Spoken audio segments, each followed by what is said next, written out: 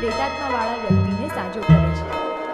એક દિવસ ગાલિલ પ્રાંતમાં ત્યાંના એક સભાસ્થાનમાં એક માણસ પ્રેતાત્માના વશમાં હતો અને તે વ્યક્તિ ઈસુ તરફ જોઈને બૂમો પાડવા લાગ્યો.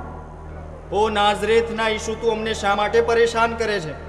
તું અમારો નાશ કરવા આવ્યો છે. હું જાણું છું તું કોણ છે. તું ઈશ્વરે મોકલેલ પવિત્ર વ્યક્તિ છે. ઈસુ તેને વચ્ચેથી અટકાવે છે.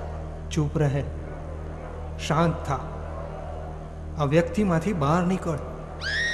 આટલું સાંભળતા જ પ્રેતાત્મા ચીસો પાડીને વ્યક્તિને મુક્ત કરે. પરંતુ જ્યારે પ્રેતાત્મા વ્યક્તિમાંથી ગયો ત્યારે લોકો આશ્ચર્યચકિત થઈ ગયા. જે કાંઈ બન્યું તેની ચર્ચા કરવા લાગ્યા.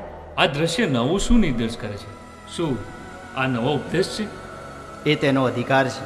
તેની પાસે બધી સત્તા છે. પ્રેતાત્માઓને પણ તેની આજ્ઞા માનવા ફરજ પાડી શકે છે. આ સમાચાર ગાલિલમાં ચર્ચાનો વિષય બની ગયો અને ઈસુએ પળવારમાં જ ચમત્કાર સર્જ્યો.